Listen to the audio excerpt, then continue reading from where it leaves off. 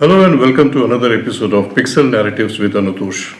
It is always so wonderful to meet a student who has achieved so much in life.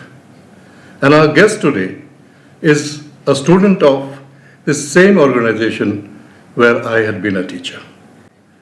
Welcome, Sajib. Thank you so much, sir. And it has been so nice to hear about the wonderful work that you have done, and you being a student of Kendriya Vidyalaya. And from there you have gone to the Netherlands and you have done your masters in something which is the most essential thing for human being, water. Yes. I congratulate you because you being a student of Kendriya Vidyalaya have gone up to that height where people will look up to you, not today, not tomorrow, but all in the future.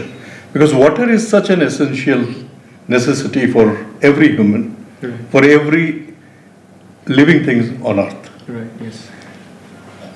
Before I move into ask you about your beginning, I would like to ask you that how did you think about taking up this, the graduation, the masters that you have done there, after having done your graduation in Delhi, Yes. in Botany. Yes, sir. So I think it's you can talk about that with our viewers. Thank you. Firstly, thank you so much for inviting me here, and thank you for your kind words. It's really nice to hear from someone like you, who was also a teacher, but I also look up to you as a human being and for your immense talent in art and pushing young talent. Thank you. Yeah, as you rightly mentioned, I studied in Kendriya Vidyalaya Khanapara and I passed out in 2012. And then I moved to Delhi to study in Ramjas College in Delhi University, where I did bachelor's in botany. At that time, I wanted to study biology. That's also because of another teacher called Chandan sir. Because of him, we grew a lot of interest in studying biology. And that is when you are talking about your teacher Chandan Roy, and you were one of those contingent going for the Genesis to Japan. Yes. So I think we should all know about how that program was and how were you included into that group of very selective students from Kendriya Vidyalaya. Yeah, it was a very nice experience. In 2010, our school Kendriya Vidyalaya Khanapara got selected in a program called Genesis amongst many different schools across India, and then we had to apply through our school, and two students from our school got selected. Subarna Bhattacharjee, now she's based in Paris, and yes, and myself, and along with Chandan sir, because there was also a cohort of teachers that went with us, and Chandan sir was one of the teachers that got selected in the same program. So we were very lucky to be part of that program where we met different the students from different schools, also teachers. We studied in Japanese high schools at that time. In 2010, I just gave my exams for the board of 10th exams. So it was a really nice experience to be in Japan to learn from the Japanese students. And what change did it make in your life? It was a very different country. Actually, that was the first country outside of India that I have been before. Okay. And that was a really nice experience to see how people can be so punctual, so respectful towards their own cultures. It was very nice to see students how they were so well behaved in their schools, although they wanted to make ruckus, but they had a form where they wanted to make ruckus. It was very streamlined. So that was very interesting to see, and how people were so welcoming to other cultures. And because now I live in the Netherlands and we also meet people from different cultures, and going to Japan actually taught me how to be more welcoming towards other people, not only to other cultures but in sense to other perspectives, that people can be different in life, they can think differently, but then there's a beauty in accepting that. And that is something that I really took it from the trip to Japan. You have been to Netherlands, you were still there. Yes. First you went for studying, you have done your masters. Yes. And what actually, motivated you to take up this particular subject? Oh yes, because living in Guwahati, you have seen that there is a river source here, Brahmaputra. It's one of the biggest river sources in India. But despite that, I have seen like many of my relatives, including my uncle, my aunt, everyone, they have to buy water constantly from these private tankers. And the rates were also very disintegrated. It's not something standardized. Sometimes you have to pay 800 rupees, but sometimes 1,000 depending on the mood. So I always wondered like why was there, like if there is a water source, it's not the problem of scarcity, like there is abundance, but that abundance is not reaching to everyone, including many, including also like some, like for instance my uncle. So that also made me very intrigued to see, because this is not only engineering problem that we need engineering solutions. How do we distribute this water is another issue which does not. And not just for India, you have been traveling to Bangladesh, Ethiopia, Kenya, Tanzania. Yeah. So how different is it from India? In India, there is now a political move. There is a political push towards having water and sanitation, as it's also considered a human right. But it's very complicated because of the social fabric that we have in India, and because there's a lot of indifferences that you can see in the ground. There are religious indifferences, there is a casteist indifferences, and there's a lot of indifferences like that. So it's not merely a problem that you can solve by technical solutions, but some things that you have to also take in consideration, the social fabric. How do you manage that water? How does communities manage that water? So these are something that are very specific to India, but also in these different countries where I now work, we see that there are problems that are very context specific to those countries. So when we come up, or policymakers come up with solutions which are one size fits all solution, that does not seem to work. It can work at a very smaller scale, but when you try to scale that solution, it might not work, because every country or every region has its own contextual challenges, which sometimes often we don't see them, or like we overlook them. And other than your the work that you are doing, and your studies in Delft, in the Netherlands. Netherlands is famous for some other things, and being an artist, Vincent van Gogh. Yes. So, have you visited Amsterdam? Yes, I visited. Actually, I visited with my parents when they came to Europe last year. And how did it feel like? Were you good in art when you were in school? I thought I was good, but now after growing up, I realized that. No, why did you think that you were good, and why you realized that you were not good? I think I did not pursue it, but I really like art. So I spent a lot of time also in the Netherlands, going to a lot of museums and a lot of art festivals and art shows. But personally, I like to appreciate art, but I don't think I'm good. You have a very artistic mind, thinking about art. Yes, but I cannot make it myself. It doesn't matter. It doesn't matter. And how you're balancing your work on the water front, and then also your interest in art, because you have been traveling from through all the Schengen countries, and then you must be coming across a lot of artworks. Yes.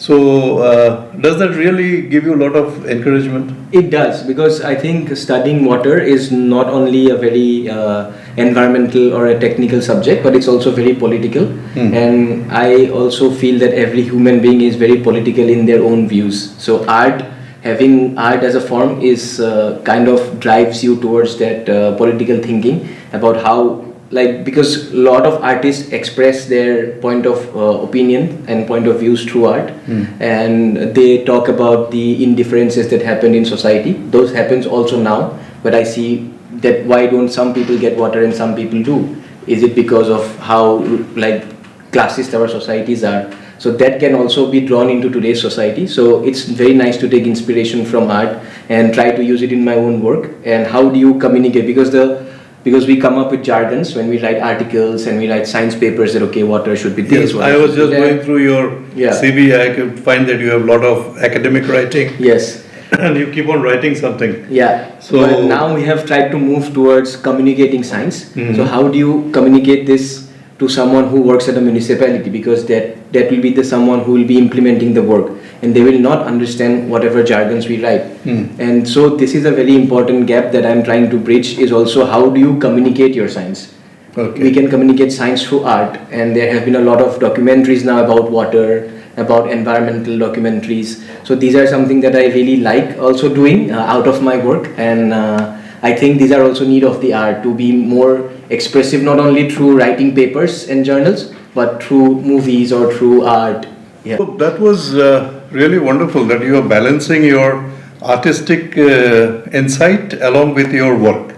Yeah. But then after getting all this know-how at Delft, how do you think that this in context to our region, not only Assam but whole of the India, where water is such a scarcity, how do you think that in future you would be able to contribute to the proper utilization and implementation of scientific methods to get pure potable water?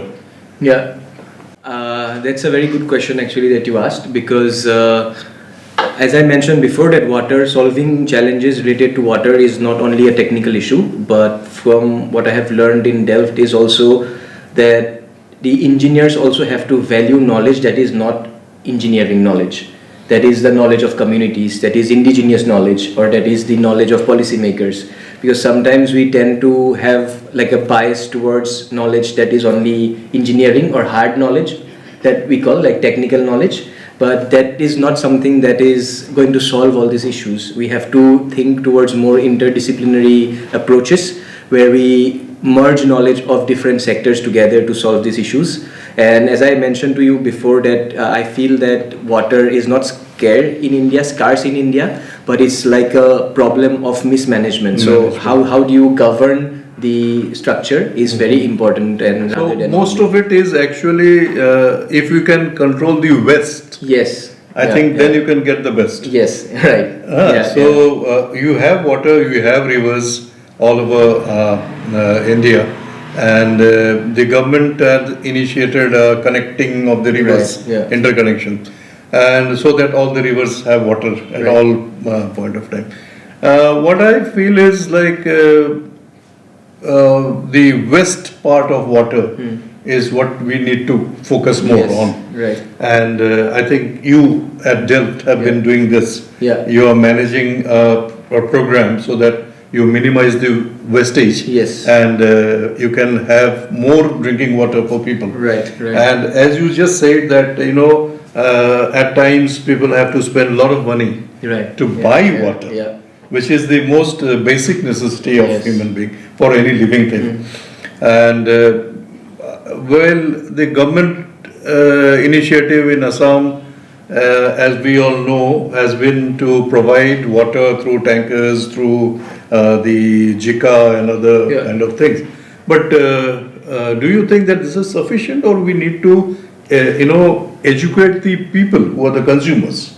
Yeah, that's also very important. How do you manage the consumer side of things? And awareness campaigns, I think, are very necessary. Yes. But I think we always try to achieve the best. For instance, even with the JICA water project now, we want to have pipe supply of water to every house, which is the ideal, and which is the we should aim for those things. Right. But until and unless that happens, we should not also forget that there are intermediary solutions. For instance, there are tankers, but how do you regulate those tankers is the question. So why should we only look for what is best but not work with what we have? Right. Sometimes working with what we have is also sometimes the best thing, rather than achieving for something that looks very unreal. It may be true for the future, but I think for now we should also focus on things that are intermediary and not only achieving or looking for what is the best. Okay. How is it different, the lifestyle, particularly for water management in India and in Netherlands? I think they have different issues in the Netherlands now because they have been living with water since a long time. Netherlands is a country that is below the sea level, so that's why they have learned to live with water, and they have done some engineering marvels that protects the country from the ocean. Okay. They have dikes, they have polder systems that are world class, and that gives them a lot of confidence that okay, although we are below water, below the sea level, we can still live properly and we can still live in a sustainable manner. So they have different challenges now, and as they have challenges now how to sustain those achievements. And for now, we are at a stage where we want to achieve that efficiency, or we want to achieve that way of working. But for now, they have also, in the Netherlands, they have reached that stage. So for them, it is now a question of how do you sustain that.